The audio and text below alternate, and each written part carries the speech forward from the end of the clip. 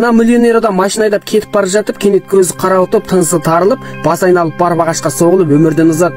Осылайдан байдың жер қойнына тапсырған отбасы мүшелері оның өсиеті бойынша байлықтарын түгелімен бөліске салып, өгей баласы мен екінші әйелі байдың барлық мал-мүлкіне мұрагерлік етсе, ал бірден бір қызы болған Қайыргүлге әкесінен қалған бір құжат қалтасы ғана тиеді.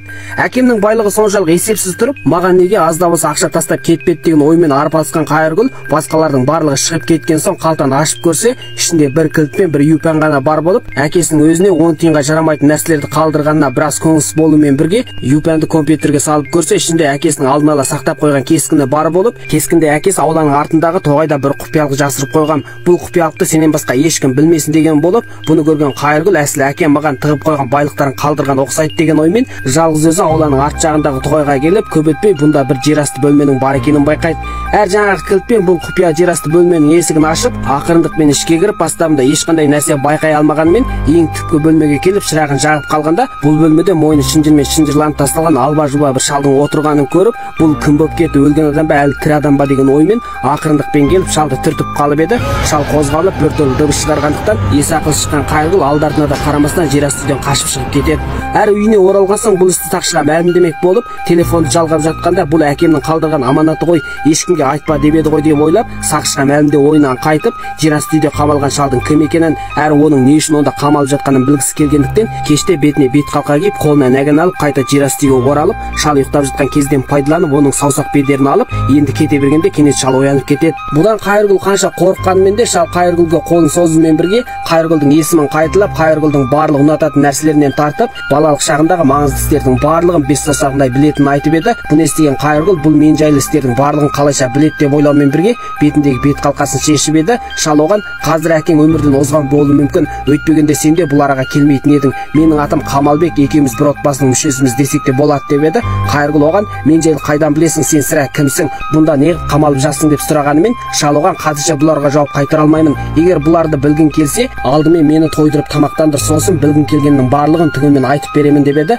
Құпиялықты білгісі келген Қайыргүл шалдың талабына қосылумен бірге үйіне оралып, досына шалдың бармақ іздерін жіберіп, бұл адамды тексеріп көр деген соң, көшеден тамақ сатып алып, қайта жерасты үйге оралғанда, шал да өз құпиялығымен бүкпей тамақ алып келген соң, шал оған өз әңгімесін сабақтап: менің атым Қамалбек, әкеңнің ең жақсы досы болатынмын. Осыдан 30 жыл бұрынғы бір күні кеште әкең екеуміз араққа шылқа тойып алып, машинамен үйге қайтып бара жатқанымызда, байқаусызда біреуді қағып кетіп, түсіп қарасақ, соғылған адам әлдеқашан жан тапсырыпты. Сол кезде қорыққанымнан әкеңе сақшыға мәлімдейік деп едім. Әкең сақшыға мәлімдесек, екеуміз де құримыз деп, өлікті адам жоқ жерге апарып көміп тастадық. Бірақ әкең менің бұл құпиялықтарды әшкерелеуімнен қорқып, мені ұрып талдырып, осы жерасты үйге қамап тастады. Міне содан бері 30 жылдан артық уақыт өтті. Әкеңе қанша жалынып, тіпті мені өлтіре сал десем де өлтірмей, бұл жерге қамап қойған осы деп еді. Қайыргүл оның бұл айтқандарына сәл сеніңкіремей, әкем оншалық жауыз адам емес деп еді. Қамалбек сөзін жалғап: егер сөзіме сенбесең, саған тағы бір құпиялық айтайын деп, әкесінің сырттан тапқан бір көңілдес туралы, әрі оған мал-мүлкінің жартысын қалдырған туралы айтумен бірге, әкесінің көңілдесінің аты жөні мен қай жерде тұратынын айтып береді. Бұларды естіген Қайыргүл Қамалбектің айтқандарының шындығына көз жеткізу үшін аталмыш әкесінің көңілдесін іздеп келіп, одан әкем екеуінің қандай байланыстарың бар деп сұрап еді. Көңілдес бірден әкесі екеуінің байланысын айтумен бірге, екеуінен болған бір баланың бар екенін, байлықтың жартысын өздеріне қалдырғанын айтып береді. Бұларды естіген Қайыргүл аузы болған өгіздей тілін жұтып, ештеңеде айта алмайды, ашуланған бойдан шығып, Асқартаудай әкесінің бұл былықтарын шынымен істегенде сенгісі келмейді. Бірақ Қамалбектің айтқанының шын екенде көз жұма алмайтындықтан, Қамалбекті қайта іздеп келіп, әкем екеуің кезінде машинамен соққан адамды қайда көмдіңдер деп сұрап еді. Қамалбек оған: ол жер әлі есімде, егер барып көргің келсе, мен саған жол бастайын деп, Қайыргүл оның мойнындағы шынжырды шешіп, екеуі өлік көмілген жерге келіп, Қайыргүл Қамалбектің айтқаны бойынша бірталай жерді қазу арқылы соңында кезінде көмілген өлікті тауып қараса, өлік әлдеқашан қаңқаға айналып кеткен болып, бұны көрген Қайыргүл қатты қорқып, сүйекті қайта көмген соң, Қамалбекті қайта жер астына алып келіп еді. Қамалбек оған: мені қоя бере салсың деп жалынғанымен, бірақ Қайыргүл Қамалбек бұл жерден шықса, әкемнің істегендерін түгелмен әшкерелеп, басымызға пәле болады деп ойлап, Қамалбекті қамап шығып кетеді. Жерасты үйде 30 жыл қамалған Қамалбек деген бір кәрі шал ғана тиеді.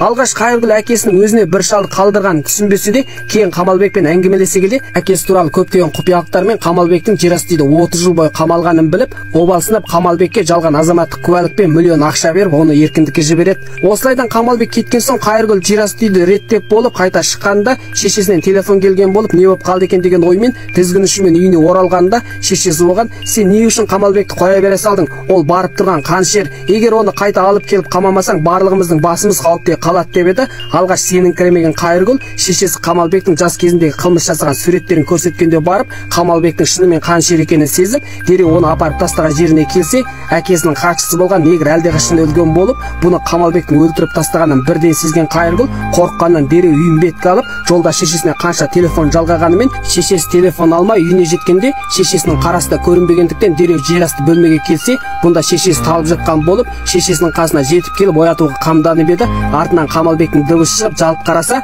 Қамалбек қолын бұлғап барып бөлменің төгін сөндіре салады. Бұдан сасып қалған Қайыргүл телефонның шырағын жағып, бөлмеден шығып кету үшін кетіп бара жатыр еді. Алдынан Қамалбек шыға келіп бір ұрып талдыра салады. Арадан қанша уақыт өткені белгісіз, бір кезде есін жиып қараса, аяқ қолы кісенделіп тасталған болып, Қамалбек алдыңғы жолы алдағанын, әрі осыдан 30 жылдың алдында шешеңе тиіскендігін себепті әкең мені ұрып талдырып осында қамап тастаған. Қазір еркіндікке қол жеткіздім. Әкең өлген болса да осыншама жылдан бергі ішімдегі қайнаған кекті сендерден алуым керек деп Қайыргүлді қылқындыра жөнелгенде, Қайыргүл де бекер қарап тұрмай Қамалбектің бетін тырнап алып еді. Қамалбек оны бір ұрып жатқызған соң, ашулы бейнемен мен сенің туған әкеңмін деп айғайлап жатқанда тарс еткен мылтық дыбысымен Нақымайдың да басынан тесік ашылып жан тапсырады. Ал оны арт жағында Қайыргүлдің шешесі атып тастаған болып, осылайдан ажалдан аман қалған екеуі осы бір жерасты үйде болған қанды уақиғамен Қамалбекті және әкесінің құпиялықтарын мәңгі жасыру үшін өрт қойып жібереді. Ал Қайыргүлдің сірә байдың қызы екені әлде Қамалбектің қызы екені де анықталмай жұмбақ күйінде қала береді.